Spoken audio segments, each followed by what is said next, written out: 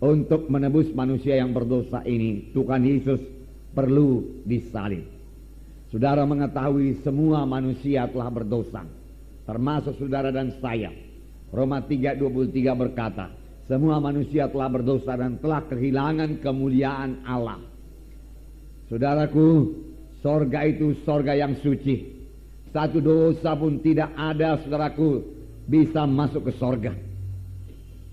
Kalau satu dosa masuk ke sorga, maka dosa itu akan mencemarkan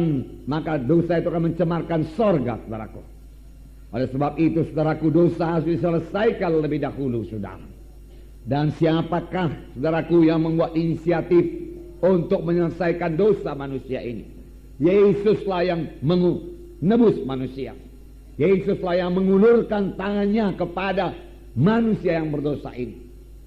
Agama Kristen adalah agama penebusan, saudaraku. Kita selamat karena ditebus, saudara. Bukan karena perbuatan baik kita. Tetapi, saudaraku, kita memang ditebus oleh darah Yesus. Ditebus oleh Yesus sendiri. Mengapa, saudaraku? Karena kasih-Nya kepada manusia yang berdosa ini. Dia tidak suka seorang pun binasa. Wah, luar biasa Tuhan kita itu. Dosa bukan sekedar kelemahan manusia. Dosa bukan sekedar kekurangan manusia. Dosa itu melanggar firman Tuhan. Dosa berontak kepada Tuhan. Dan Tuhan itu adil, saudaraku. Oleh karena Tuhan itu adil, Dia harus menghukum dosa. Tidak ada dosa yang bisa dibiarkan masuk sorga. Padahal Tuhan menghendaki manusia ini ke sorga. Bagaimanakah jalan keluarnya, saudaraku? Saudaraku yang kasih dalam nama Yesus, jalan keluar, saudaraku, adalah karunia Allah sendiri, saudaraku. Anugerah Tuhan, saudara.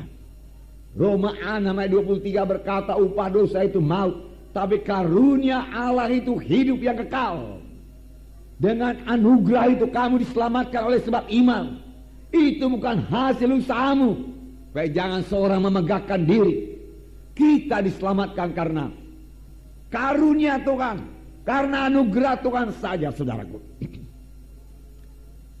Sorga diberikan dengan cuma-cuma kepada kita, karena ada yang membayar. Siapakah yang membayar? Yaitu Tuhan Yesus sendiri yang membayar dengan darahnya yang mahal, saudaraku. Nah, itu sebabnya dalam ayat emas, saudaraku, dikatakan Yohanes 3:16, karena demikian Allah mengasihi dunia ini sehingga diberikannya anaknya yang tunggal itu, supaya barang siapa yang percaya kepadanya tidak binasa, melainkan beroleh hidup yang kekal.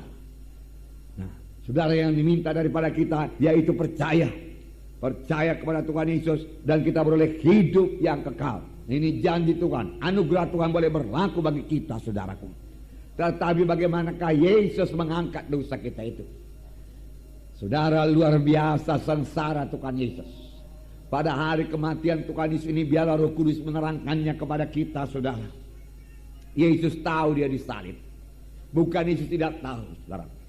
3 kali, saudaraku, dia terangkan mengenai sengsara Tuhan Yesus. Pertama, waktu Tuhan Yesus dipermuliakan di atas gunung. Saudara, di mana dia, saudaraku, kelihatan mulia, saudaraku, bersama Elia, saudaraku, dan Musa. Apakah yang mereka bicarakan? Mereka bicarakan tentang kematian Tuhan Yesus. Kematian Tuhan Yesus adalah hal yang sangat penting untuk manusia, hal yang sangat penting untuk Allah, untuk sorga, saudaraku. Mereka bicarakan, saudaraku. Kelihatan kemuliaan Allah turun. Tetapi Petrus tidak mengerti. Petrus berkata, biarlah kita di sini saja, Tuhan.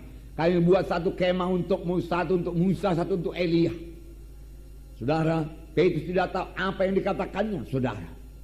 Kemudian, saudaraku, Tuhan Yesus menceritakan, saudara, anak manusia itu akan ditangkap dan dibawa ke Yerusalem. Dia dihukum. Kemudian pada hari yang ketiga, dia bangkit daripada kematian. Tuhan Yesus mengatakan terus terang mengenai kematiannya. Nah, saudaraku yang kasih dalam nama Yesus, murid-murid tidak mengerti juga bahwasanya Yesus harus mati di kayu salib, saudara. Sampai pada saat yang terakhir, murid-murid tidak mengerti. Yesus berdoa di Getsemani. Apakah kata Tuhan Yesus? Tuhan Yesus berkata, Bapa, kalau boleh biarlah cawan ini lalu daripada aku, tapi bukan kehendakku, kehendakmu jadi.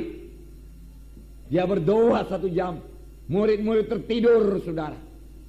Kemudian Tuhan datang dan membangunkan mereka. Tidakkah kamu sanggup berjaga-jaga 1 jam saja bersama-sama dengan aku? Mereka mencoba bangun tapi tidak sanggup, saudara. Yesus berdoa lagi. Memang hanya Yesus sendiri yang sanggup mengangkat dosa manusia ini. Tidak ada yang lain, saudara. Karena dialah satu-satunya manusia yang tidak berbuat dosa. Dan semua dosa manusia ditimpakan kepadanya. Dan dia dihukum karena dosa manusia itu. Supaya kita jangan dihukum, saudara. Ini yang kita peringati pada hari ini. Kemudian Tuhan Yesus mengambil cawan itu dan meminumnya, saudaraku, sampai habis. Saudara, disitulah tangan manusia mulai bisa menangkap Tuhan Yesus. Antara imam-imam menangkap Tuhan Yesus. Petrus yang tidak mengerti bahwasanya Yesus harus disalib mengangkat dosa manusia ini, mencabut pedangnya. Dan dia memarang hamba imam besar. Jatuh daun telinganya. Tetapi Tuhan Yesus berkata, Petrus, sarungkan pedangmu. Apa engkau pikir sekarang ini aku tidak bisa memanggil 12 legion tentara malaikat untuk membebaskan kita? Bisa saja Tuhan Yesus memanggil 12 legion tentara malaikat untuk membebaskan. Tetapi dengan demikian, saudaraku, dia tidak jadi mengangkat dosa manusia ini. Tidak jadi. Dia akan ke sorga, tapi semua manusia ke neraka. Yesus tidak mau. Yesus mengasihi manusia. Oleh sebab itu dia rekat telinga itu, saudaraku. Dan kemudian dia mulai ditangkap, saudara. Dibawa kepada pengadilan imam-imam. Engkaukah anak Allah itu? Ya, seperti katamu itu, dia katakan. Alimnya imam berkata, tidak perlu lagi saksi, dia sudah mengakui dia anak Allah. Apakah hukumannya? Salibkan Yesus, salibkan Yesus, salibkan Yesus. Saudara, lalu Yesus dibawa kepada Pilatus. Pilatus memeriksa apakah salahnya Yesus. Tidak ada salah yang terdapat pada Yesus. Memang dia tidak pernah berdosa. Tidak ada dosa terdapat padanya, saudara, tidak ada. Lalu saudara Pilatus menyerahkan kepada Herodes. Dan Herodes olok-olokkan Tuhan Yesus. Herodes minta tanda ajaib mujizat yang satu pun tidak dijawab oleh Tuhan Yesus. Kemudian Tuhan dikembalikan lagi kepada Pilatus.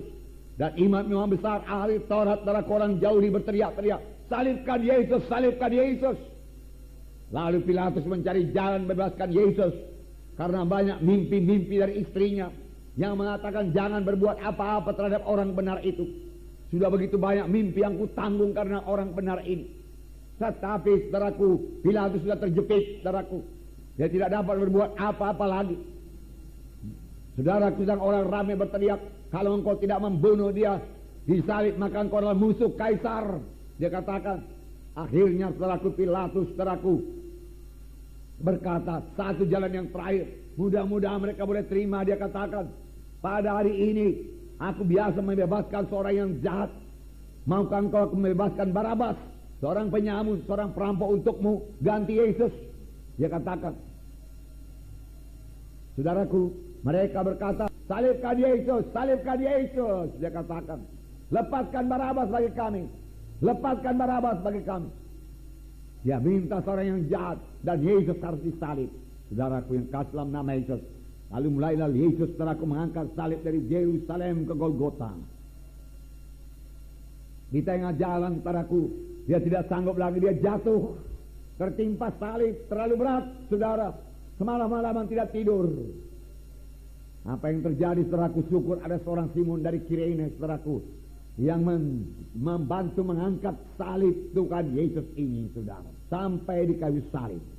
Saudara yang kasih dalam nama Yesus, apa yang terjadi di kayu salib? Tuhan Yesus disalibkan, saudaraku. Tangan dipaku, kaki dipaku, saudara. Dan disitulah dia berteriak, Eloi, Eloi, lama sabachthani.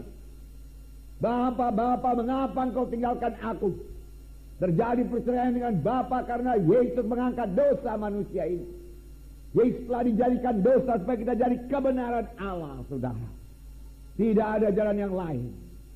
Inilah jalan satu-satunya, saudara.